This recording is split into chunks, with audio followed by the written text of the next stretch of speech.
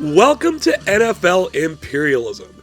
You may have seen this concept floating around YouTube, but I wanted to put my own spin on it by going through every season in the Super Bowl era and hopefully improving upon it. We simply spin a wheel with all the teams' names on it, then spin an arrow to see what direction they will take from their place on the map. Landing on another team's territory will give us that game. For a more thorough breakdown of how imperialism works, be sure to check out the beginning of our initial video of the 1966 season. That is linked down in the description below. Beneath that is a link to the imperialism playlist consisting of all completed imperialism seasons to date. Otherwise, we are ready to start. We're heading into the 2017 NFL season, where for the first time in franchise history, the Philadelphia Eagles were crowned as Super Bowl champions.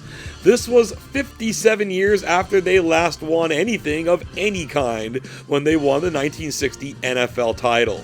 And they did so with their backs against the wall as underdogs in each of their playoff games, despite being the NFC's #1 seed. They were underdogs in the Super Bowl too, against the reigning champion New England Patriots, but they put on an offensive display, including maybe the most famous play in Super Bowl history, the Philly Special. So much so that it's been immortalized with a statue at Lincoln Financial Field. They may have been underdogs, but that's just an outsider perspective, as they are 2017's #1 ranked team, with their Super Bowl opponents sitting right behind them at #2. The Rams are back in the top 5 for the first time since 2001, and for the first time as the Los Angeles Rams since 1980. The Cleveland Browns sit at the very bottom though, due in large part to their 0-16 record this season, the second such occurrence in NFL history. Cleveland may not have the best chance to win this thing, but you never know until we get on the field. Imperialism 2017 begins now.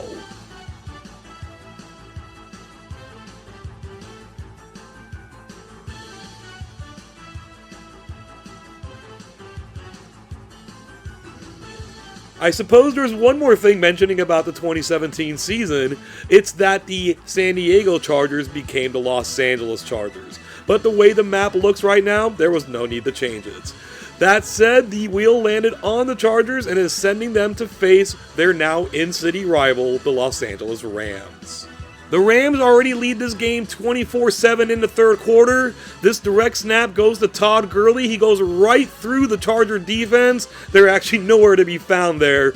That is a 19-yard touchdown run by Gurley. That's going to put the Rams up by 31-7, and never got any better for the Chargers. The Rams win this one in a runaway, 59-14. And this first ever imperialism battle of Los Angeles, between the Rams and the Chargers anyway, went in one direction. The Rams will take over the Chargers' territory, and they now own all of Southern California.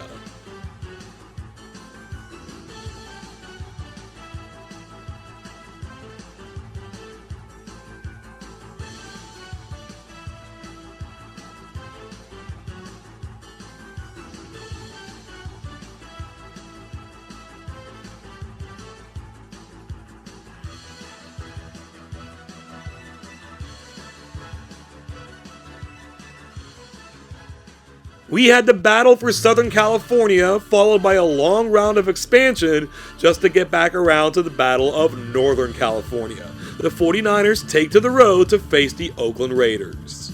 Oakland brings a 7-0 lead into the second quarter. From the 49er 33, David Carr finds Michael Crabtree, former 49er, on the slant. He's able to run it in the rest of the way for the score.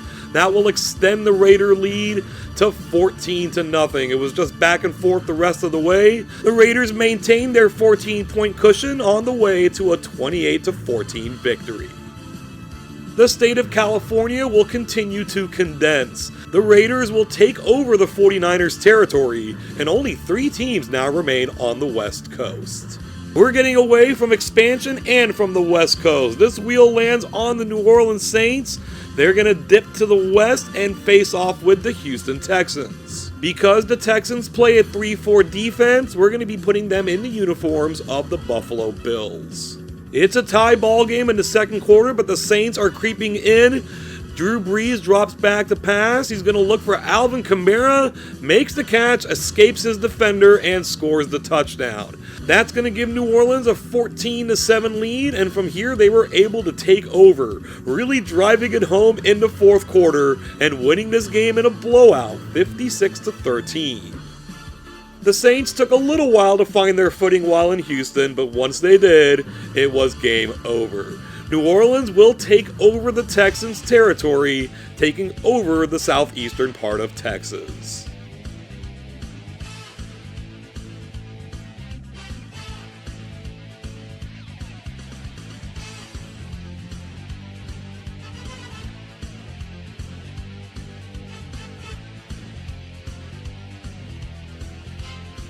The Chiefs have expanded north and they've expanded south, and now the Saints are coming for it all.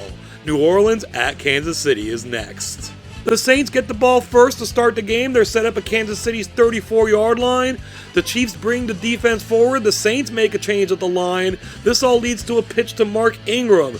He's got about a 5-yard gain. He's fighting for more yardage. As he does, Nick Sorensen tears the ball away, and the Chiefs are going to recover. What a way to start the game for Kansas City. They're now at the 34-yard line of New Orleans. Alex Smith throws to Travis Kelce. He's racing toward the end zone. It's a touchdown for the Chiefs. Just like that, 2 plays, 1 for each team, but Kansas City leads 7-0. New Orleans is going to get the offense going. They're now at Kansas City's 33-yard line.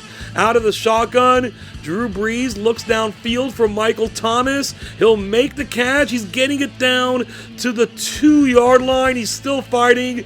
He goes down. After getting knocked back, Brees goes right back to Michael Thomas for the touchdown. That was an excellent recovery by the Saints. They've tied things up at 7 apiece. The Chiefs are now in Saints territory, but they're punting from the 39-yard line. A classic spot for a fake. Indeed it is. The direct snap goes to Kareem Hunt. The film gets a little choppy here, but Hunt has no problem fighting through that or through the Saints. He takes it all the way into the end zone for the touchdown. The Chiefs look like they were ceding ground here. Instead, they take a 14-7 lead. New Orleans is at their own 43-yard line at 2nd and 7. Play action up the middle. Brees is going to go to his main man, Michael Thomas. Catches it at the 29. It's a race to the end zone. The Chiefs have him inside the 5, but he breaks away and scores the touchdown. This is quite the back and forth fest here. We're tied at 14 apiece. The Chiefs have it at the 2-minute warning. From the New Orleans 47, Alex Smith gets rushed by Cameron Jordan. He rips the ball loose. He's going to pick it up himself, break a tackle, and get the ball down to the 22-yard line. We're now even in turnovers. 1:37 remains on the clock. The handoff goes to Mark Ingram. He's stuck in the backfield, but he breaks free and takes off for the score. Each team has taken it away and then scored a touchdown on the very next play. The Saints lead 21-14. They're going to take that lead into the second half. The Chiefs have now driven it to inside the 1-yard line. The pitch goes to Kareem Hunt. Easy touchdown. Kansas City is not going away easily, tying this game up at 21 apiece, but they're going to need a stop from their defense. It's going to start here with the kick return from Alvin Kamara. He gets it past the 40, past midfield. The Chiefs seem to have no idea where he is. It's a race to the end zone. Kamara is just going to get in for the touchdown. As it turns out, the defense didn't even get the chance. The Saints take the lead 28-21. Their defense will actually get a stop and give the ball back to the offense. From their own 34 off the play action, Drew Brees looks for Michael Thomas in double coverage. It doesn't matter. Makes the catch, breaks a tackle, gets it inside the 20, spins away from another tackler, and takes it all the way to the house for the touchdown. The Saints open up a 2-possession lead here and are able to hold off any attempt of a comeback by the Chiefs, winning this game in a shootout, 49-41. This game had the makings of a shootout after a 35-point first half, but the ante went up big time in the second half with 55 points scored. The The Saints got the majority of those though. They will take over the Chiefs' territory. They now stretch from southern Texas all the way up through Iowa. Let's get a game going here. The wheel's going to land on the Eagles. The arrow's going to send them to the east. That's going to put them on the field of the New York Giants. We're tied late in the first half. The Giants are deep in their own territory. Wayne Gallman gets taken down in the end zone for a safety by Fletcher Cox. That's going to give the Eagles a 9-7 lead. That's the same score in the fourth quarter, same situation. Eli Manning dropped back. Here comes Fletcher Cox with his second safety of the game. What a game he had altogether. It's 11-7. They will tack on a touchdown and a field goal to get a traditional score, untraditionally, of 21-7. The Giants' O-line was no match for the Philly D-line, which was the driving force behind their Super Bowl victory this season. The Eagles will take over the Giants' territory, and their quest to win a Super Bowl and an Imperialism title in the same season continues.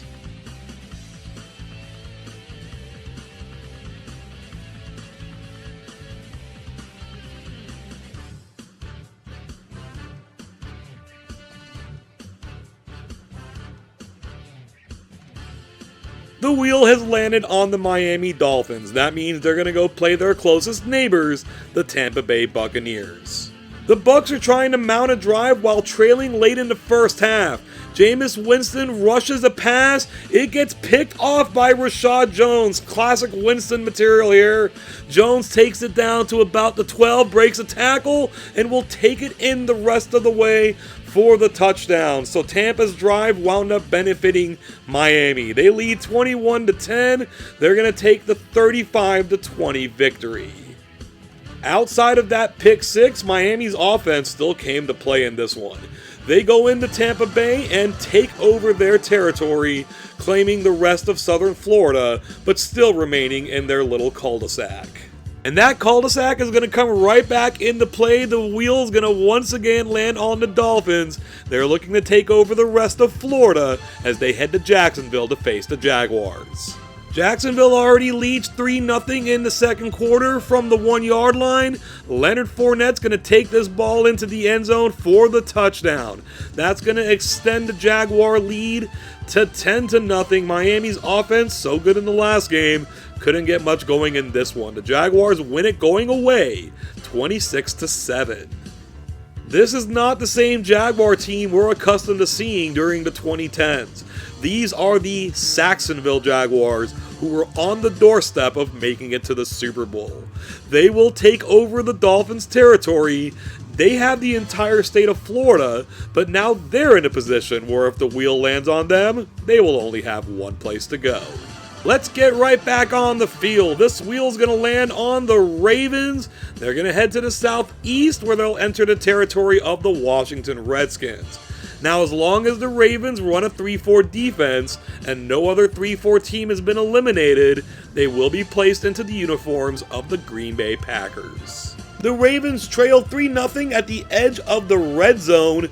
Flacco out of the shotgun is going to throw this to Mike Wallace, makes the catch in the end zone for the touchdown, putting the Ravens on the board, giving them a 7-3 lead. The defense takes the ball right back and gives it to the offense. They've moved it to the Redskin 1-yard line. Out of the shotgun, Flacco's going to throw again. This goes to tight end Benjamin Watson. With that touchdown, the Ravens take a 14-3 lead, a lead they will hold into the second half. The Redskins have now moved it down to the 1-yard line. Colt McCoy in at quarterback. They want to throw as well. He's going to find wide receiver Ryan Grant for the score. So Washington's in the end zone for the first time. They've cut the lead down to 14-10. Their defense does them no favors though, as Baltimore has penetrated again inside the 10. Joe Flacco, back to pass, will find Watson again. He gets his second touchdown of the game as the third quarter expires. It's 21-10. Washington's going to add a field goal and get the ball back. Only trailing 21-13, a minute 55 to go. from their own 30-yard line. McCoy fires deep to Vernon Davis, makes the catch, picks up some good yard after the catch. He's taken down at the 12-yard line. Time's not really a factor here, 1:24 remaining. McCoy drops back, gets rid of it quickly to Jamison Crowder for the touchdown. Now this is where time might be an issue, because this game sometimes doesn't go for two when there's more than a minute left on the clock, and indeed Washington comes out for the extra point. So it's 21-20. Washington's going to have to rely on the onside kick. Dustin Hopkins puts it down. They've got a chance at it, but Rashad Perriman recovers, gets a little return out of it. They run out the clock, and the Ravens are able to hold on to win this game, 21-20. The Ravens may not have expected such a fight out of Washington, but at least they were able to fend them off. Baltimore will take over their territory. We've now eliminated 25% of the teams in this season's Imperialism. We're now about to get ready for one of Imperialism's most common games. The Atlanta Falcons are going to play the Jacksonville Jaguars. This is the 12th time in the last 14 seasons that these two teams have matched up. Jacksonville will look to strike first. They're in Atlanta territory. Blake Bortles has a clean pocket, goes to Keelan Cole. He'll make the catch. The Falcons give chase. They dive and miss, and Cole will get into the end zone for the touchdown. That's going to give Jacksonville a 7-0 lead. Atlanta's got some offense. They know how to use it. They're in Jacksonville territory. Matt Ryan is going to go deep to Julio Jones. Goes up, makes the catch. Taken down inside the 2-yard line. He'll get his flowers on the next play. Just like that, we're tied up at 7 apiece. Atlanta's O-line holding up against the Jacksonville defense. But Jacksonville has some offense as well. They're at their own 32-yard line. This pitch is going to go to Leonard Fournette. He's going to beat the edge, avoid two different tackles, get across midfield. He's taken down here at the 39-yard line. A few plays later, Fournette is going to drive it in himself from the 1, and Jacksonville gets right back in the lead at 14-7. The Falcons will look to respond before the first half comes to an end. From the Jaguar 29-yard line, Ryan gets rid of it quick to Julio Jones. He beats all the defenders around him and taken down at the 5-yard line. Now they're going to be keying on him for sure. It's 1st and goal, so they're just going to run a reverse to Jones, and he's going to get his way in for the score. He has both of Atlanta's touchdowns, and he has tied this game up at 14 apiece. Atlanta will now have the ball in the second half, looking to take their first lead. From the Jaguar 35-yard line, Calais Campbell breaks through for 1 sack and breaks through for another. So the Jacksonville defense is coming to life. They now have it in Atlanta territory. 1:51 left in the third. Blake Bortles fires to Allen Hurns. He'll make the catch in coverage for a 23-yard gain. It's now 2nd down from the 10-yard line. Bortles will drop back again, faces pressure, but gets it off for a touchdown to Mercedes Lewis. So Atlanta had a chance to take the lead. They don't do it. So it's Jacksonville up by 7. Atlanta is now facing a 4th and 25. Matt Ryan has one choice to go to Julio Jones, and he has a step and a half on his defender, breaks a tackle, and gets it down to the 2-yard line. Again, that was 4th and 25. They try to run Tevin Coleman. He loses yardage. On 2nd down, Coleman goes nowhere. Why are they doing anything other than trying to get this ball to Julio Jones? Here they go. Touchdown Atlanta. His 3rd of the game, scoring almost all of Atlanta's points minus extra points. It's 21-20. Speaking of the extra point, Atlanta's going to line up for it, but it's going to be stopped, not even blocked. So it remains 21-20. The Jaguars will look to try to put this game away. Bortles goes for Keelan Cole, his first catch of the game since his first quarter touchdown. But they can go no further, and Josh Lambo is going to come out for a 30-yard field goal attempt. He puts it up and in. So Atlanta now trails by 4 instead of by 3. They're going to need a touchdown. They're facing 3rd and 14. The Jaguars look like they want to attack. Atlanta changes the play. This is going to be a reverse to Julio Jones. He cuts through 3 different defenders and picks up the first down at the 43-yard line. 1:18 now remains in the game. It's second down. Ryan steps up, is going to scramble. Look at Ryan go, picking up the first down on his own into Jacksonville territory. There's now under a minute left in the game. They're going to keep feeding Jones. He will get the reverse despite Devontae Freeman being held up. He will break a tackle, gets it down to the 11-yard line. But time is of the essence. Atlanta has 21 seconds to go. Ryan drops back. They're covering Jones. He will go to Mohamed Sanu with 6 seconds remaining in the game. Sanu will catch the game-winning touchdown. Somebody else finally stepped up for the Falcons, and they're going to take this one in a thriller, 27-24. With all the times these two teams have matched up in recent history, this might be the best game of the bunch. The Jaguars had a lot of hope coming into this season's Imperialism, but that hope has been extinguished. The Falcons will take over their territory, notching their first win of this season. How much do the Falcons have left in the tank? We're about to find out. The Panthers are on the attack, heading toward Atlanta. The Falcons stall out on their first drive and are forced to punt, but the Panthers are breaking through and blocking it. Shaq Thompson scoops it up for Carolina. Now from the 6-yard line, Carolina will look to open to scoring. Cam Newton finds Jonathan Stewart in the end zone for the touchdown. That will open up the scoring at 7-0, and it seems like Carolina just got stuck in the mud after this. A 21-0 halftime deficit turns into a 42-10 loss. The Falcons picked up a huge victory in their last game at Jacksonville, then turn around and throw it all away. The Panthers get the win in this one. They will take over the Falcons' territory, and they are the kings of the Southeast.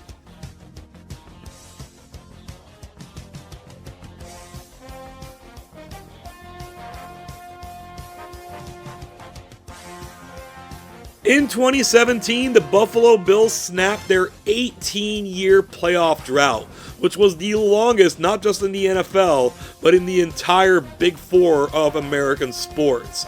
All they have to do now in Imperialism is go on the road to face the Super Bowl champion Eagles. Philly already leads 7-0, and they're looking for more. On a 3rd and 11, Carson Wentz is going to go downfield to Alshon Jeffrey, wide open for the touchdown. That will put the Eagles up by a score of 14-0. Buffalo really never could get back into this one. Whatever they did, Philly did right back. They win the game 28-14. This one wasn't meant to be for the Bills. The Eagles will take over their territory, and Philly now shares a very small border with the team they beat in the Super Bowl, the New England Patriots. We spin the wheel once again to find it landing on the Indianapolis Colts. They're heading down to face the Chicago Bears. They've always had problems with Chicago, even when they've had great teams. What's going to happen now that they have the bottom-ranked team? Well, about what you'd expect. The Bears lead 10-0 in the third quarter. Trubisky's going to flip this pass to Tarek Cohen. He makes the catch in the end zone for the score. That's going to give the Bears a 17-0 lead, and this rudderless offense cannot do anything at all. The Bears tack on some more in the fourth quarter and win this game 31-0. Thank you for coming, Indy. Hope you enjoyed your stay. The Bears will take over the Colts' territory. We're now down to 20 teams remaining. And now we're about to get down to 19 teams. The Dallas Cowboys are drawn on the wheel. They're heading to the southeast to take on the New Orleans Saints in New Orleans. Dallas holds a 21-17 lead in the third quarter. From the Saints' 15-yard line, Dak Prescott throws this pass to Dez Bryant, makes the catch in the end zone for the touchdown. New Orleans blocks the extra point, so the score is going to stay 27-17. But Dallas gets the ball right back. We're now in the fourth quarter. From the 2-yard line, Prescott will once again go to Bryant for the touchdown. Dallas extends out to a 17-point lead at 34-17. This game went back and forth the rest of the way. Dallas comes out with a 47-31 victory. As promised, we did lose another team. It just so happens to be the first top 5 team to go out. The Cowboys pull off the upset in New Orleans. They take over their territory. Now their land stretches from New Mexico all the way up through Iowa. It's time to get some new blood on the field. The Bengals are chosen on the wheel. They're going to head northeast. They didn't have a whole lot of room to hit the Ravens, but they did. This AFC North battle is next. Baltimore leads 10-7 in the third quarter near midfield. Joe Flacco is in the pocket, looks for Benjamin Watson. They've had a nice connection, this Imperialism. Watson's doing work here as well, getting the ball down to the 25-yard line. On the next play, they line up 4 wide. This is going to be a draw to Alex Collins. He goes through the middle, cuts in and out between several defenders, and takes it in all the way for the touchdown. Collins was pretty much shut down in the first half, but he's gotten it going here in the second. It's 17-7. The Bengals are on the move now. They're at the Raven 40-yard line. Time ticking away in the third quarter. Andy Dalton goes to Brandon LaFell. Gets some good yak here from the 25 down to the 3-yard line. Now in the fourth quarter, this pitch will go to Giovanni Bernard. He will score, keeping the Bengals very much in this game. That's going to make it 17-13. Trailing by 4 points, Cincinnati looks like they have thoughts of going for 2. Indeed, they're going to be sending the offense onto the field, trying to make this a 2-point game where a field goal can win it. There's still plenty of time left. The Ravens bring the house and take Dalton down, so it remains a 4-point game. But the Bengals have gotten the ball right back after a Raven 3-and-out. From their own 38, Dalton goes to A.J. Green, makes a good catch in coverage into Ravens territory. There's now 2:21 left in the game. From the Raven 45, Dalton is going to go again to LaFell, and once again he turns on the Jets for good yak. Over 25 yards of it, almost scored it himself. They're down to the 1-yard line. Bernard is going to get the touchdown, his second of the half, and now the Bengals have taken the lead, but only a 3-point lead at 20-17. Baltimore can tie with a field goal. From their own 42, the Bengals crowd the line. The Ravens decide to throw over that. Flacco is going to go to Mike Wallace short, and he gets a good yak himself, taking it to the Bengal 40-yard line. Time's not really a big factor here, 1:20 left to go. Flacco will scan the field. The Bengals have good coverage, so he checks it down to Alex Collins, and he takes this ball all the way down to the 24-yard line. We're now under a minute to go on 2nd and 10 after an incompletion.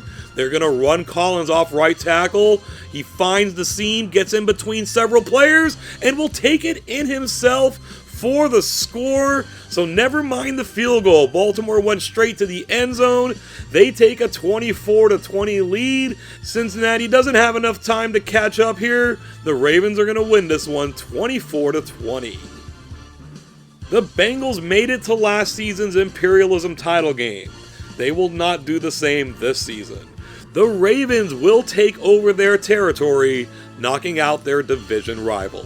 We're ready to get another new team on the field. The wheel will land on the Minnesota Vikings. They're going to dip to the southeast. That's going to catch the territory of the Dallas Cowboys. Dallas has already knocked out one top 5 team. Can they knock out another? It's not looking that great. Minnesota leads 16-7 inside the Dallas 20. Case Keenum is going to look for Stephon Diggs, and he will find him for the touchdown. That's going to put Minnesota up by a score of 23-7 heading into the fourth quarter. And yet again, we have a lot of fireworks in that quarter that essentially add up to nothing. The Vikings win this game 37-21. These Vikings are not to be slept on. They were the favorites in the NFC Championship game this season. They will take over the Cowboys' territory, and this landmass continues to look interesting as it wraps around 4 unclaimed states. Sooner or later, this was gonna happen. The wheel's gonna land on the Lions, but they're heading to the southeast. We're gonna get the winless Cleveland Browns on the field. At least they're gonna be at home. They're getting the ball moving though. They've taken it down to the Detroit 9-yard line. This draw play is going to go to Isaiah Crowell. He's going to get through the defense and drag himself into the end zone. Touchdown Cleveland. They've gotten the lead here at 7-0. The following kickoff is coming now to Jamal Agnew of the Lions. He looks to get a good return here, but instead the ball is knocked loose and Cleveland's going to recover and take it back to the 22-yard line. They're going to get a field goal out of this. It's now 10-0. The Lions have moved the ball to midfield. We're still in the first. Matthew Stafford tries the deep ball, but it's overthrown and intercepted by Jamar Taylor. He takes it back to the 33-yard line. With time ticking away in the first quarter, Cleveland's going to stick to the run game. This pitch goes to Duke Johnson. He is not the fastest guy on the field, but he's able to use his agility to get a great run here, taking it down to the 23-yard line. We now switch sides in the second quarter, and it's Johnson who takes it in for the score. Cleveland has jumped all over Detroit. They lead this game 17-0. The Lions are finally getting a move on here. They've got a 1st and goal at Cleveland's 6-yard line. Facing the pressure, Stafford gets this pass off to Golden Tate. That'll get the Lions back in this game at 17-7. With 1 second remaining in the first half, they're going to come out with a 57-yard field goal attempt. Matt Prater puts it up. He's got plenty of leg, but it hooks to the right, no good. Cleveland's going to maintain their 10-point lead.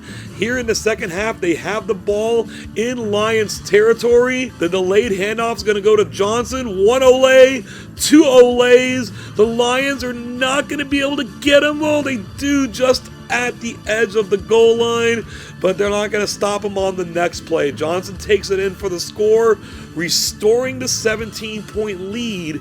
It's 24-7. Detroit's in desperation mode. They're facing a 3rd and short in Cleveland territory. Theo Riddick is blown up, giving the ball back to the Browns. Can they put this away? They've got Deshaun Kaiser trying to throw a pass. Darius Slay intercepts it and runs it back for the score. So Cleveland, with a self-inflicted wound there, giving the Lions a shot at this one. It's now 24-14. They go 3 and out when Detroit gets the ball back. From their own 40, Stafford hangs in the pocket, throws to Eric Ebron. He'll make the catch, break a tackle, and get this into Cleveland territory. They've now pushed the ball to the 14-yard line. Out of the shotgun, Stafford's going to once again look for Ebron. He will score this touchdown, making this a 1-score game. It's 24-20. Detroit's going to bring the offense back out on the field and go for 2. In the 1-back set, this is going to be Theo Riddick up the middle. It's a 2-point game. Cleveland will be able to kill this clock if they choose to, but they're using the 2016 Atlanta Falcons playbook, throwing another pass that's once again intercepted by Darius Slay. They're able to stop him from running this one back for a touchdown, though. That's Slay's second interception, a huge one.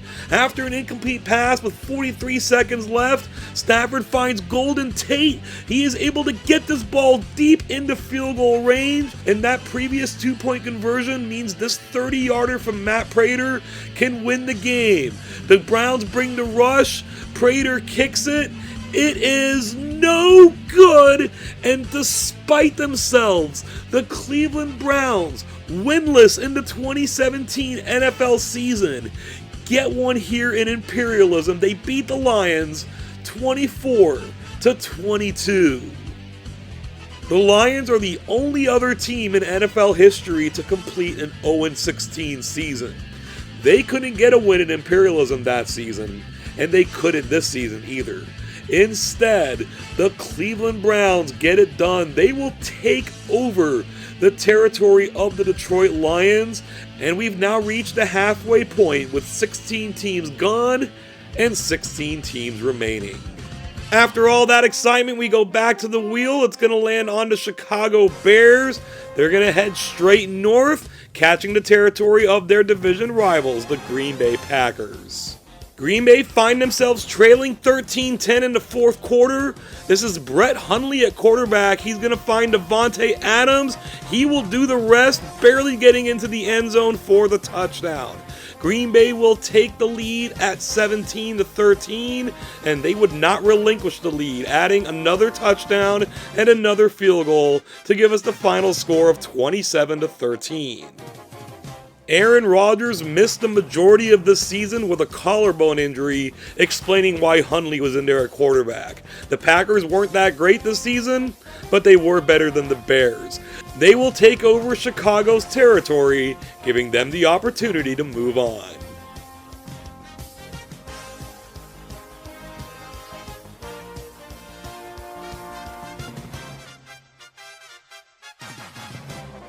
We're set to get yet another tweak to what's turning into one of the odder landmasses we've ever seen in Imperialism. The Arizona Cardinals travel to Minnesota to face the Vikings. It's taken a while for this game to get going offensively, but here late in the first half, Jerick McKinnon's going to get into the end zone for the Vikings to give us the game's first score. Minnesota is going to take a 7-0 lead. We've now moved into the second half. The Vikings get a drive going to the 6-yard line. Latavius Murray looks to be heading toward the end zone, but Budda Baker knocks the ball loose. Nobody's recovered it yet. Eventually the Cardinals get it, and they get a touchback. Big break there, not having to start inside the 1-yard line. They've gotten it to their own 38-yard line. Play action rollout by Carson Palmer. He goes to John Brown, makes the catch at the 30, gets taken down. That's going to lead to this field goal attempt by Phil Dawson from 41 yards out. It's good. The Cardinals are on the board. It's now 7-3. They've gotten the ball back. They're facing 3rd and 1 in the fourth quarter. This run to Kerwin Williams doesn't get him there. With 3.5 minutes left to go, the Cardinals will punt this ball away. Marcus Sherrill's back to receive for the Vikings. He immediately gets hit and that ball is loose. The Vikings have fumbled for a second time. This time the Cardinals immediately scoop it up and run it into the end zone for the touchdown. This is a big man touchdown. O-lineman John Wetzel gets the score. The Cardinals offense hasn't done much, but they lead 10-7. Here come the Vikings from the Cardinal 29. Case Keenum finds Adam Thielen, makes a diving catch, and gets taken down inside the 10-yard line. We've got 1:41 left to go in the game. The reverse goes to Stephon Diggs, gets around the corner and dances his way into the end zone for the touchdown. That'll give the Vikings a 14-10 lead, and now the Cardinals, without an offensive touchdown in this game, are going to need one to stay in it. From their own 26, the play-action rollout once again will go to John Brown, makes the catch and gets it inside the 40-yard line. We're now under a minute to go, 57 seconds exactly, from the 38. Palmer will once again look for John Brown, has to come up and make the catch, gets it to the 22-yard line. The Cardinals are cooking now, 42 seconds to go. Out of the shotgun, Palmer's going to look for hometown Minneapolis boy, Larry Fitzgerald, a former Vikings ball boy, makes the game-winning catch in Minnesota to defeat the Vikings by a final score of 17-14. This is a Cardinals team that went 8-8 this season and got outscored by 66 points, but that didn't matter on the field. They go to Minnesota, they will take over their territory, and now our second top 5 team has been eliminated. At long last, we're getting our reigning Imperialism champions on the field. The Pittsburgh Steelers are heading to face off with the reigning Super Bowl champion, Philadelphia Eagles, in what is probably the biggest battle of Pennsylvania that Imperialism has ever seen. No one told the Eagles about that, though. They've been a turnover machine as a team. The first one was an interception by Carson Wentz. Zach Ertz loses this fumble, and now LeGarrette Blount loses this fumble. All this takes place in the first half. Pittsburgh hasn't been able to translate any of this into points, though, until now.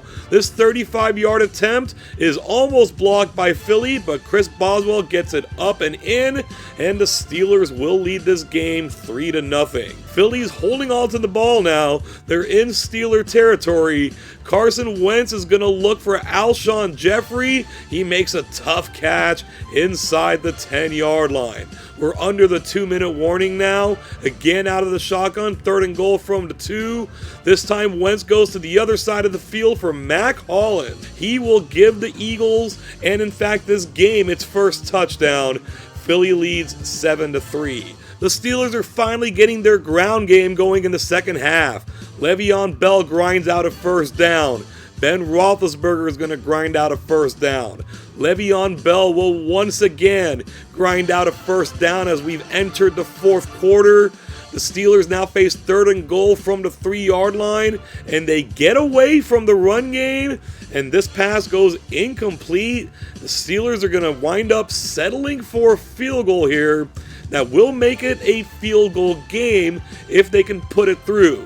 From 22 yards away, Chris Boswell, no problem. The Eagles maintain a 7-6 lead. The Eagles are now in a position to kick their own field goal, but it's a fake. Carson Wentz will fire to Alshon Jeffrey. That's going to keep the clock ticking and give Philly the chance to get this touchdown to Mack Hollins. In for the injured Nelson Aguilar. He scores his second TD of the game. That's going to be enough. Philadelphia is going to win this defensive slugfest, 14-6. A couple of notes to get through here. Some may wonder why Carson Wentz is the Philly quarterback instead of Nick Foles. While Foles did start the entire playoff run and the Super Bowl, Wentz was Philly's primary quarterback this year before he got hurt. Our second note is about the Steelers. Let's go ahead and take care of the map business. The Eagles will take over their territory, ending an impressive streak for Pittsburgh. It's been since 2003 that the Steelers have gone one and done. Over the next 13 seasons, they won 38 games, which finally culminated in a long-awaited Imperialism championship. But they're one and done this season. The first-timers are coming fast and furious now. The wheel lands on the Tennessee Titans. They're going to make their debut this season, heading to the Southwest to take on the Carolina Panthers in Carolina. This first half was chock full of offense. DeMarco Murray takes this pitch into the end zone for the score. Carolina responds. Cam Newton on the rollout, keeps it himself, scores the touchdown. Delaney Walker makes this catch in the end zone for Tennessee. Devin Funchess will do the same from outside the end zone for Carolina.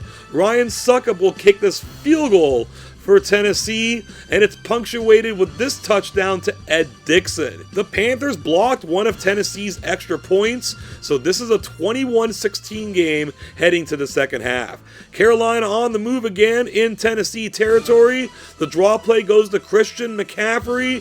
He cuts to the left, spins away, and is being chased by the Titans. They get him down just inside the 10-yard line. They're not getting any further though. This is going to be a field goal attempt from Graham Gano. He puts it up and in. It's still a one-score game.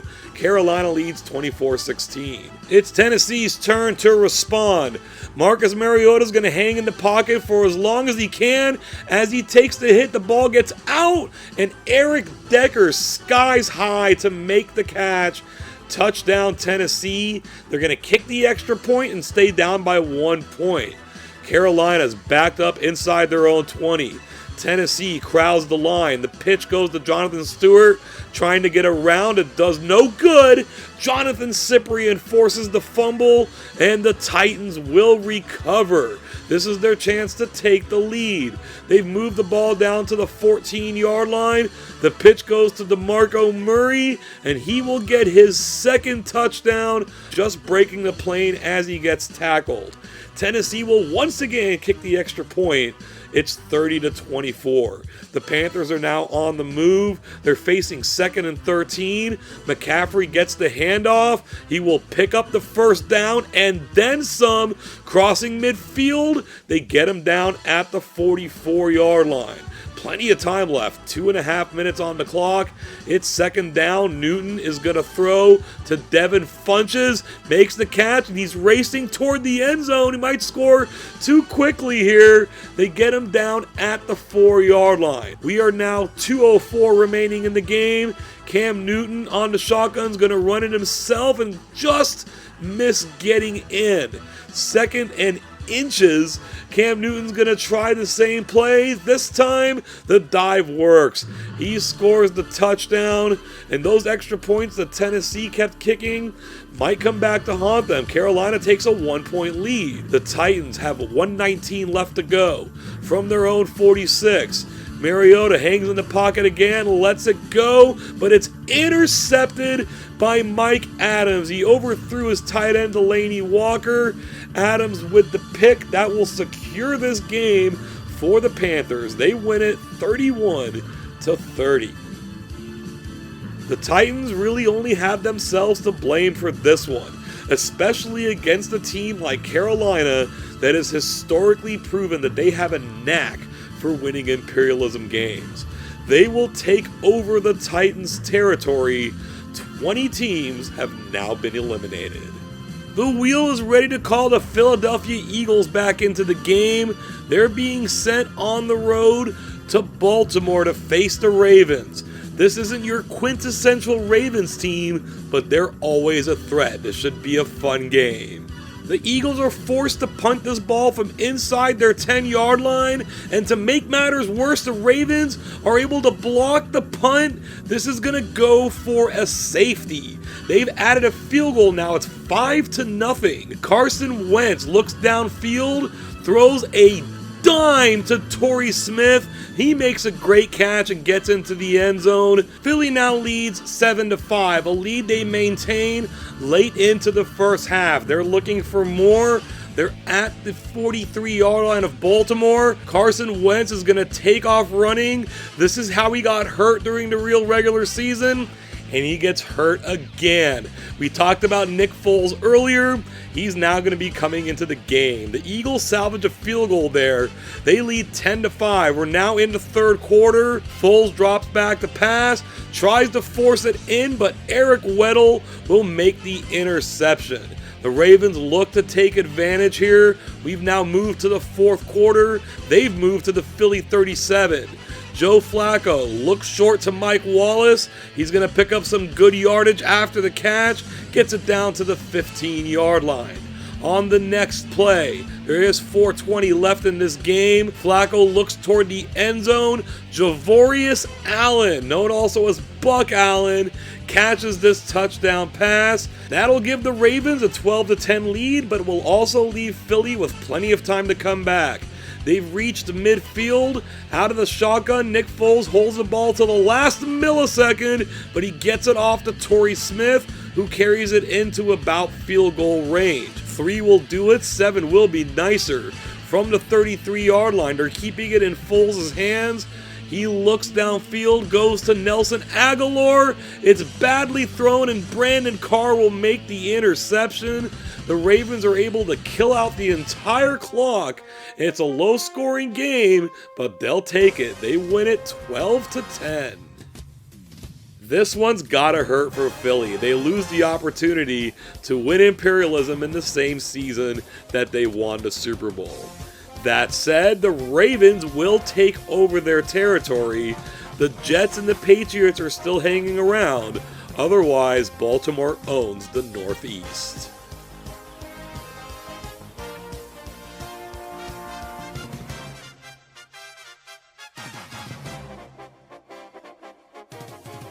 It was a close call on the wheel, but it's now the Denver Broncos' turn to get on the field. They're heading to Arizona to face the Cardinals. Denver is set up at the Cardinal 1-yard line. CJ Anderson takes this up the middle for a touchdown. That will give Denver a 13-7 lead. This game was a bit of a punt fest. The Cardinals didn't even get to 100 yards of offense. Denver tacks on a fourth quarter field goal to win 16-7. In fact, Arizona's one touchdown in this game came on a 3-play, 5-yard drive. The Broncos will take over their territory, and this landmass that keeps changing hands also keeps getting stranger.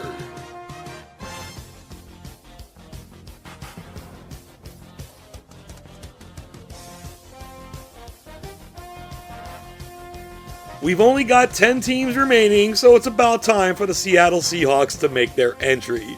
They're heading off to Oakland to face the Raiders. Seattle leads 14-7 late in the first half. Russell Wilson drops back, throws this downfield to Tyler Lockett, makes a great diving catch at the edge of the goal line. Russell Wilson will take it in himself on the next play for the touchdown. That gives Seattle a 21-7 lead. They were pretty much in control of this game from start to finish. They win it 35-20.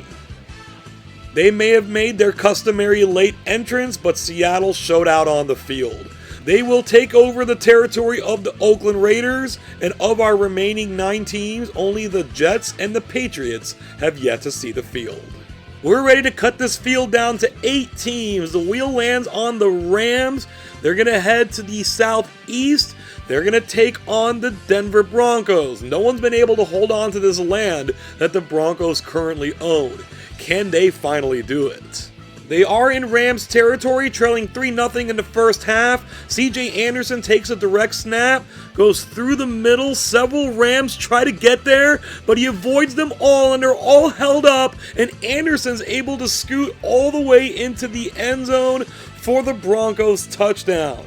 They're going to get ahead 7-3. The Rams are going to start their next drive at their own 22-yard line. They'll be looking to throw. Jared Goff's going to take a shot at Sammy Watkins, but it's badly thrown and intercepted by Chris Harris from the 45. He's avoiding every Ram player to this point, but they're able to get him down at the 4-yard line. Harris with the interception. Anderson will now get his second touchdown. We're still in the first quarter, and the Broncos have jumped out to a 14-3 lead.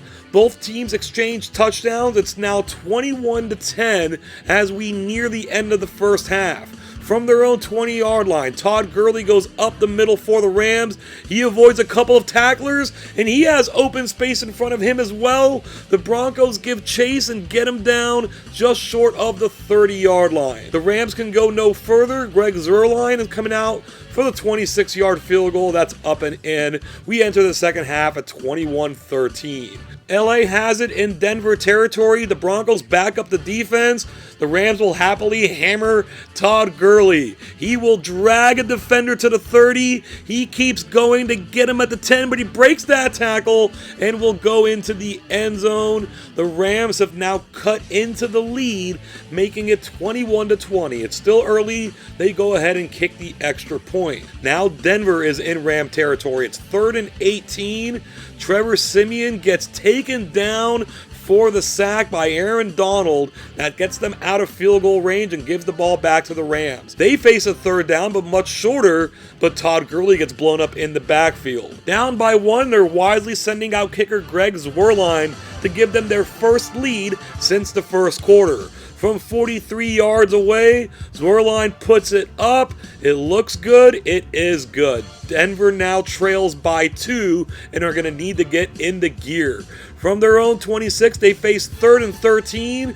Trevor Siemian's pass for Benny Fowler, well out of bounds. That's going to bring up 4th and 13. And with 2:53 remaining and facing a long conversion, they're going to bring out the punting unit, trusting their defense to get the ball back. Riley Dixon holds on to the ball a little too long, though. The Rams are able to block the punt. Denver falls on it, but the Rams add one more field goal, stifle the Broncos offense, and win this game 26-21. Super Bowl champions just 2 years ago, the Broncos have fallen on hard times and were in our bottom 5. That said, they won a game and almost won another one. The Rams will take over Denver's territory. Now it will be on them to hold on to this land that keeps changing hands. We were finally able to get the Seahawks on the field. It's now time to get the Patriots out there as well. That arrow moved to the northwest. That's going to hit the territory of the Baltimore Ravens. Lots of back and forth action in this one. Buck Allen gets that touchdown for the Ravens. James White pulls one back for the Patriots. Now it's Jeremy Maclin for the Ravens. Still in the first quarter. This one's going to go to Brandon Cooks. We now move ahead to the third quarter. Mike Wallace catches the deep pass for Baltimore. And for the Patriots, it's once again Brandon Cooks on a deep pass. He runs away from the defense and scores. The Patriots kick a second quarter field goal. That gives them a 24-21 lead. We're now in the fourth quarter. The Ravens are moving. They're inside the Patriots 20-yard line. The handoff will go to Alex Collins, breaks a couple of tackles, and is able to go in for the touchdown. The Ravens take back the lead here at 28-24. They've had a lot of trouble, though, stopping Brandon Cooks. Will the Patriots continue going to him? 4 minutes left in the game. Brady will go to Cooks, makes the diving catch down to the 33-yard line. On the next play, this will go to Cooks again. He makes the catch at the 3-yard line. James White will pick up his second touchdown, and the Patriots have now gone back into the lead at 31-28. There's still time for the Ravens to make a comeback, though. They're facing 3rd and 2 in their own territory. Alex Collins goes around right end and is stopped. And just like we saw the Broncos do in the previous game, they're going to punt this away. There's 2:19 left. They need to trust their defense. I don't know if they can. The Patriots are going to try to block this, but they do not. The punt gets off. Danny Amendola back to receive at the 25-yard line. He gets a good return to the 35. But all that does is lead to yet another Brandon Cooks touchdown. With 1:03 left in the game, the Patriots take the first 2-score lead of the game at 38-28, and 38-28 is our final score. The Patriots were not able to defeat the Eagles in Super Bowl 52, but in Imperialism, they beat the team that eliminated the Eagles. The Patriots now take over their territory, and with only 7 teams left, they're finally finding themselves inside the map. The Cleveland Browns are still on this wheel. They're going to get found and sent to the Southwest to face the Green Bay Packers. Cleveland did not win a game in the 2017 NFL season, but they've won one here at Imperialism. Can they go to Lambeau Field and get another? Green Bay have the ball deep in their own territory, facing a 3rd and 11. Lots of changes on the line for both teams. The Browns are coming after Brett Hundley. Emmanuel Ogbah strips the ball loose in the end zone, and Carl Nassib is going to pick it up for the Cleveland touchdown. The Browns offense has yet to see the ball, but they lead this game 7-0. Green Bay's got a chance to tie things up. They've moved it to the 40-yard line here in the second quarter. Brett Hundley hangs in the pocket, gets hit as he throws. This goes to Jordy Nelson. He goes up and makes the spectacular catch for the touchdown. We're tied up at 7 apiece. The Browns pull back a field goal. Green Bay has it still in the second quarter, down 10-7. From their own 30, Hundley goes to Nelson again, but this time it's intercepted by Jason McCourty. He breaks a tackle, weaves in and out, picks up a few good blocks, dodges another tackle, and Cleveland has scored their second defensive touchdown of the half. These are the kind of breaks they never got during the regular season. They lead 17-7. Now in the second half, the Packers are in field goal range. Brett Hundley is going to hang in the pocket again, goes to Aaron Jones, incomplete. Mason Crosby faces pressure on the field goal attempt, but the 34-yard kick is good. It is now 17-10. The Packers have it again. The Browns offense going nowhere. They're leaving it in Hundley's hands. He goes to Reggie Cobb, and Cobb takes the short pass and fumbles the ball. That's Kai Nakua, Puka's older brother, forcing it loose, and Cleveland once again steps up defensively. They return this. This is Christian Kirksey. There's no time left on the third quarter clock. He gets it down to the 19-yard line. Can they cash this in for a touchdown? They're going to have Deshaun Kaiser drop back the pass. He goes to Ricardo Lewis. A diving touchdown catch. Cleveland has a 14-point lead in the fourth quarter. The Packers are not out of this yet. They're facing a 4th and 8 from the shotgun. Hundley is going to go to Jordy Nelson for the first down and a lot more. Nelson takes it down to the 8-yard line. We're under 3 minutes to go. This is 3rd and goal from the 6. They're going to run it to Aaron Jones. He's going to get himself into the end zone for the score. So the Packers are now faced with the decision to kick it off or to kick it onside. The way their defense is playing, kicking it off sounds like a good idea, but they're going to go for the onside kick, and Cleveland recovers it. Green Bay's defense has stepped up, though, facing 3rd and long and stopping it quickly. They've got it back, but time and distance is not on their side. 4th and 5, under a minute to go. Brett Hundley will once again try Jordy Nelson. He will dive and make the catch past the outstretched defender. They are at the 41-yard line. 21 seconds left to go. Hundley is looking downfield, is going to settle for Cobb short. He goes down quickly, so this is going to be the last play. 7 seconds to go. The Browns are bringing the house. The Packers drop into a shotgun. The O-line's going to hold up. Hundley goes to tight end Lance Kendricks. He picks up a great block, and he's able to score with no time left on the clock. What insanity is this? This is a 1-point game pending Mason Crosby's extra point. Cleveland gets no rush. Crosby's kick goes up. He almost missed it, but he did put it through, and this wild and crazy game will continue. We're going to overtime, tied at 24 apiece. The Packers get it first against what is surely a tired Browns defense. Hundley goes to Cobb, he spins away, and they're going to take their time picking them apart. They get this one down the midfield, and they've now grinded it down to the 29-yard line. The Browns are trying something on defense.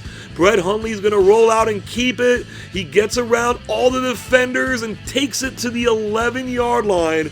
And from here, the Packers are just going to bring Mason Crosby onto the field. We saw him almost miss an extra point. This is a 29-yard field goal. Cleveland's going to try to come after it. They can't get to him. Crosby puts it through, cool as you like it, and after trailing 24-10 in the fourth quarter, the Packers come all the way back to win this game in overtime, 27-24. And in the process, breaking the collective hearts of the entire city of Cleveland. What a run the Browns gave us this season, unexpectedly winning a game and then almost winning another one. It wasn't meant to be. The Packers will take over their territory. We're now down to 6 teams in 2017 Imperialism. As we get closer to the end, the wheel's going to land on the Patriots, and the least likely spot for them to hit was the territory of the Jets, but that's exactly what they've done. The New York Jets will be the last team to take the field. Can they pull the upset here at home? Scoreless in the first quarter, the Jets are trying to get something going here. Instead, the Patriots will steamroll Josh McCown. Lawrence Guy will force the fumble. Trey Flowers will pick it up and just get himself into the end zone. Touchdown, New England. They take a 7-0 lead. They hold the Jets offense at bay for almost the entire game. The Jets score very late, but the Patriots win this one handily, 17-7. New England will pick up their second win of this Imperialism, taking over the tiny little territory of the New York Jets. These are our remaining 5 teams, all of whom have won Imperialism before.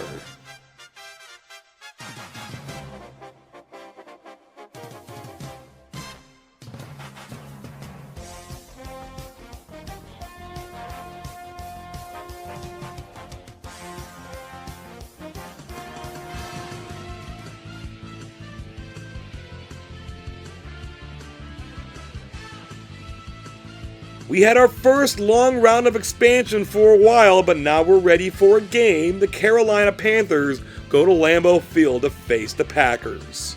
From the Green Bay 1, Carolina already leads 14-0.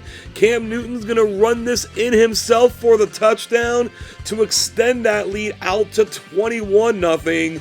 They made it 28-0 before the first half was over, skating their way to a 42-14 victory. It took just about everything the Packers had to beat the Browns, but they were no match in this one for the Panthers. Carolina will take over their territory, and we've got a very familiar Final Four here, except for the Rams, who haven't been able to get this far in quite a while. No expansion this time, it's straight to a game. The wheel lands on the Panthers. They head to the Northwest. They just won in Green Bay. Can they now win in LA? They're facing the Rams. Carolina trails by 10, facing a 3rd and 8. Aaron Donald comes in, wrecks Cam Newton, gets the strip sack, recovers it himself, and is looking to get to the end zone, but they get him down at the 4-yard line. The pitch to Todd Gurley on first down will go for a touchdown. This was a tight game in the first half. In fact, it was tied at 13, but the Rams dominate the second half, taking a 30-13 lead before eventually winning 37-13. And with that victory, the Rams will take over the territory of the Panthers. The way the map is set up, the Rams have to play in the next game. Will it be against Seattle or will it be against New England? We're not going to waste any time finding out. The wheel lands on the Seahawks. The arrow takes them southeast into the territory of the Rams. That will shepherd the New England Patriots into the Imperialism title game. Which NFC West team is going to meet them there? Seattle's backed up in their own territory in a tie game in the second quarter. Here comes Aaron Donald to get the safety. What a big imperialism he's had to this point. Off the ensuing free kick, the Rams take it to the 16-yard line. Todd Gurley is going to take it from there, dodges a tackle, and gets into the end zone. That turns into sort of a 9-point touchdown for LA. It's 16-7. Now in the third quarter, the Rams have moved it down to the edge of the goal line. They switch up the play. Goff drops into the shotgun, fires a quick pass to Tyler Higbee. He makes the catch for another touchdown. The Rams have scored 23 consecutive points. They lead 23-7, and in an almost identical score to their game against the Panthers, they win this one 40-13. That's going to bring us down to our Imperialism Championship game, the Los Angeles Rams against the New England Patriots. 1 year before they face off in the Super Bowl, and 40 seasons after they last met in the Imperialism title game. That was back in 1977, which was won by the Rams. Will history repeat itself, or will we see real-life history from 1 year later? Let's spin the wheel and find out who's going on the attack. And the attacking team will be the Rams.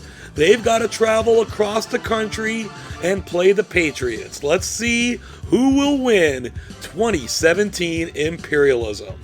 The Pats get the ball first, facing a quick 3rd and 21. The Rams bring the heat, but the O-line picks it up. Brady will flip this to Dion Lewis, and he's going to pick up a big gain going down past the 40-yard line, 43 yards in all. That's going to lead to this touchdown pass to Brandon Cooks. The Rams lose a big opportunity to get a defensive stop, and the Patriots streak out to a 7-0 lead. The offense will look to make up for it, though, taking their next drive down to the Patriot 13. On the crosser, Jared Goff is going to find Cooper Kupp for the touchdown. Kupp has had a fairly quiet Imperialism, but he gets the score here, tying this game up at 7 apiece. Now into second quarter, New England faces a 2nd and 20. Once again, the O-line will hold up. Rob Gronkowski catches this in the middle of the field, will pick up the first down and then some. A 36-yard gain in all. Now from the 1-yard line, Rex Burkhead gets the pitch and gets in for the score. New England is keeping the pace here, getting back out to a 7-0 lead. The score is 14-7. Now it's the Rams' turn to respond. They're at their own 36. This pitch goes to Todd Gurley. They've got him wrapped, but they can't get him down. He will break away, and he gets away from a couple of more tacklers. The Patriots give chase. He dodges a tackle, breaks 2 more tackles, and Todd Gurley gets all the way in from 64 yards out for the touchdown. That'll tie things up at 14, and the defense has now gotten them the ball back. We're inside the 2-minute warning. Jared Goff will drop back to pass, goes to Sammy Watkins, makes a great catch, but then Malcolm Butler is going to knock the ball loose. The Patriots recover and get a pretty good return out of it. This is the game's first turnover. It will lead to a field goal attempt by Stephen Gostkowski. It is good. That makes it 17-14 at halftime. The Rams will open the second half with the ball, and they have 3rd and goal from the 7. Goff looks toward the end zone, finds Robert Woods out of the slot for the touchdown. This is the Rams' first lead of the game. They are up 21-17. Now it's New England's turn. They are lined up in the shotgun. Brady scans the field. Will look to Brandon Cooks. He's all by himself. Catches it in stride and races into the end zone for the touchdown. The Rams defense has been completely hit and miss in this game. We've got a full-fledged seesaw here. The Patriots lead 24-21. They've gotten the ball back. They're at the 2-yard line. Rex Burkhead will walk into the end zone for the touchdown. This is now the first 2-possession lead of the game for either team. It opens the fourth quarter. New England leads 31-21. The Rams are facing 4th and 5. This could be it. Jared Goff wants more than 5 yards, and now Sammy Watkins is wide open. He takes it down to the 8-yard line. Hold on to the ball this time. Watkins will get it on the next play for the touchdown.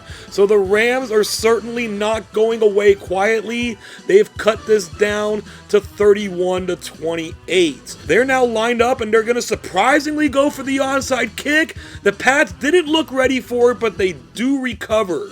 It's now 2nd down. There's 3:10 left in the game. Brady is going to throw short to Brandon Cooks. After catching it at the 35-yard line, he's racing toward the end zone. The Rams can't get him down, and the Pats reestablish a 10-point lead. The Rams are entering pure desperation mode now. Pharaoh Cooper takes this kickoff at the 20, and he's getting a good return down the sideline, setting up the Rams in Patriots territory. Todd Gurley will get the first play, and he is running like a man possessed, gets it down to the 14-yard line, and now Jared Goff will go straight to Cooper Kupp for the touchdown. Every time New England does something, the Rams respond. It took just 2 plays to get the Rams back into this, and now they're going to be going for 2 points. Jared Goff is going to be throwing. He looks for Sammy Watkins, but it's knocked away, so the field goal option is gone. Yet they will do another onside kick. The Pats are going to be ready for it this time, but they cannot corral it. The Rams have it. Here we go. We've got a minute and change left in the game. Play action pass goes to Cooper Kupp. He is going to take it down inside the 20-yard line. Can the Rams do this? We got 1:19 left. This is going to be play action again. Goff is going to throw it to Gurley. He makes the catch at the 6-yard line. We now have 1:04 left in this game. The play action again will go to Cooper Kupp for the touchdown. Unbelievable, his third of the game, his second in 1 minute of game clock, and it was good that the Rams didn't have the field goal option because it left them to be aggressive. They will win this game 41-38. And in one of the more spectacular Imperialism title games, the Rams pull a rabbit out of the hat and take down the title. In their first season under Sean McVay, in fact, in their first season of being good for about a decade, their second season back in LA, the Rams win it all. Super Bowl 52 between the Eagles and the Patriots was a shootout that landed in the Eagles' favor, 41-33. Our 52nd Imperialism was also a shootout that involved the Patriots, also leaving them wanting for more. This time against the Los Angeles Rams with a strikingly similar score of 41-38. The 79 combined points not only sets an Imperialism title game record, but would also be a Super Bowl record.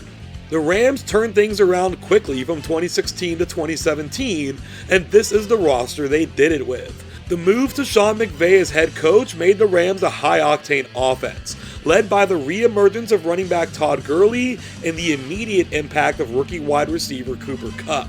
It was all made possible behind this stellar offensive line, with Roger Saffold anchoring the middle and the excellent tackle combination of Andrew Whitworth and Rob Havenstein. The defense didn't have its best performance in the title game, but they were top-notch leading into it, led by none other than Aaron Donald, a legitimate candidate not only for the greatest defensive player of the 21st century, but also for the greatest defensive player of all time.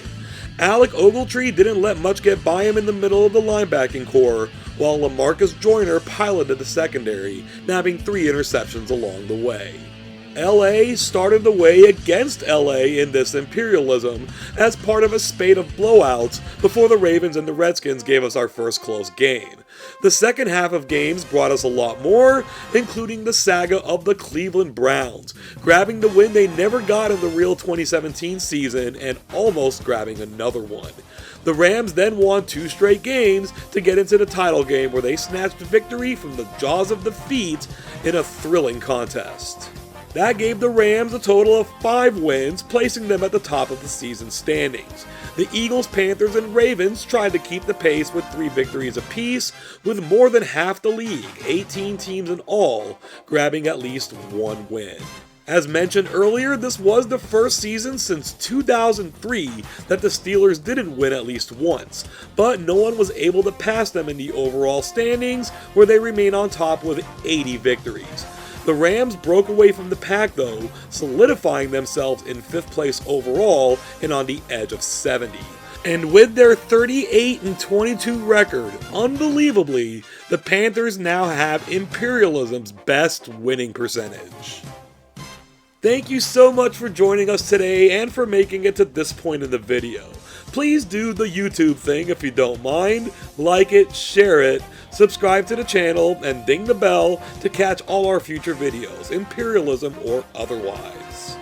For the 4th time in their history, and the first time since 1983, the Rams have complete control over the United States.